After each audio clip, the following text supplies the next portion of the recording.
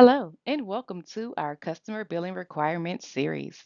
In this series, we'll dive into specific customer accounts, focusing on the requirements to successfully process loads. Our expert collector for this account will guide you through instructions ensuring you understand the key standards needed to maintain compliance. Ensuring the requirements are met will allow timely invoice processing and payments. Thank you in advance for your adherence to these guidelines. Hi, my name is Natasha Allen, the collector for Ocean Network Express. This is a well-billed account. Frequent communications regarding this bill to code will come from the account billing specialist, Alexis Cedars. Her email address is alexis.cedars@evansdelivery.com.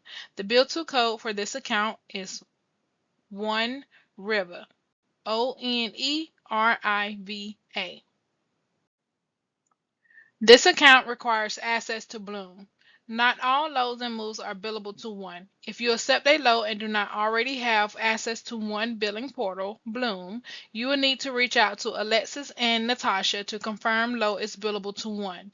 If approved and you do not have access to their portal, you will follow the instructions below for access. If a work order from one was issued to you by one, you will need to be set up as an Evans carrier in Blume. You will need your SCAT and the location for this process. Please note this portal is only for Evans SCAT codes. We do not have a West Motor SCAT for Ocean Network. Before using Blume, you must contact the Blume support team to have them create a user profile with access to the Evans SCAT. As of 12/17/2024, all queries will need to use the eRequest portal to submit support requests. Queries made via email will no longer be accepted. How to lodge a support query with Blume Global. To lodge a support query through the eRequest portal, you'll need to follow the steps outlined in our instruction guide. The link is listed below. You should also read our guide on priority level definitions that provides details on the different categories of criticality when submitting a support request. Below, you'll find a link to WiseTech Academy, the Knowledge Center, and your first stop for answers to your immediate questions. Please note that the eRequest portal is only applicable to users of the Blume Logistics Visibility and Carrier Go. Please keep Natasha and Alexis in copy when sending this request in case further assistance is needed. Once you have login credentials, you will need to sign up for and complete the required training before being added to the approved list to bill account code ONERIVA, One River. Once complete, please email the below to be added to the account. You're going to send an email to collectionsdepartment@evansdelivery.com, natasha.allen@evansdelivery.com, and Alexis Cedars@evansdelivery.com. Billing guidelines. All approved moves require a work order. Once you have the work orders, the work order number will need to go into reference field 1. This number always starts with CHI when you bill the invoice in the agent portal. See below for an example. All charges must be updated, approved in Blume before billing the customer in the agent portal to ensure charges match.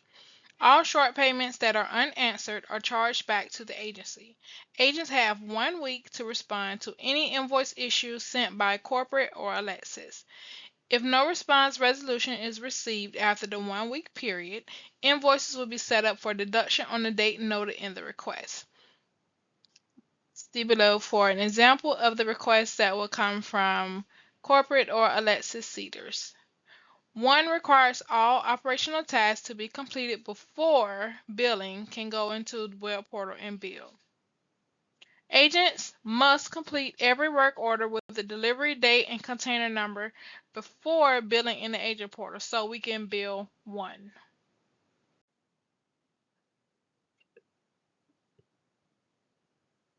Chassis split requests, off-hire terminations, and supporting documentation must be submitted via the following link. Below is an example of chassis off-hires that you will find on your work order. Please make sure the chassis splits are submitted on Google Form. Once they are accepted by one, they should be populated on Blume. If they are not on Blume a week after they are submitted, an email should be sent to the chassis split team and Alexis to see where they are in the acceptance/approval process. We only bill out the approved amount on Blume. Any unapproved amounts will be subject to agent deduction unless stated otherwise. If you have any questions or concerns, feel free to reach out to Natasha Allen and Alexis Cedars. I would like to thank the collective for taking the time to share the customer's billing requirements with us today. Remember, consistency in the following customer billing requirements is key to success. To stay on track with customer requirements, it's helpful to assign specific tasks to specific team members. This ensures everything gets done correctly and on time. Using the same process across your office helps everyone stay consistent and avoid mistakes.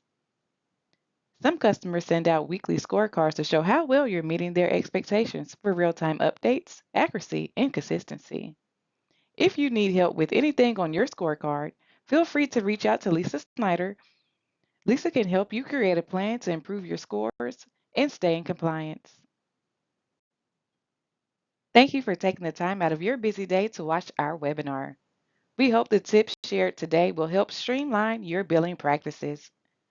Please do not hesitate to reach out to any member of the training team if you have any questions. Their email address is listed below.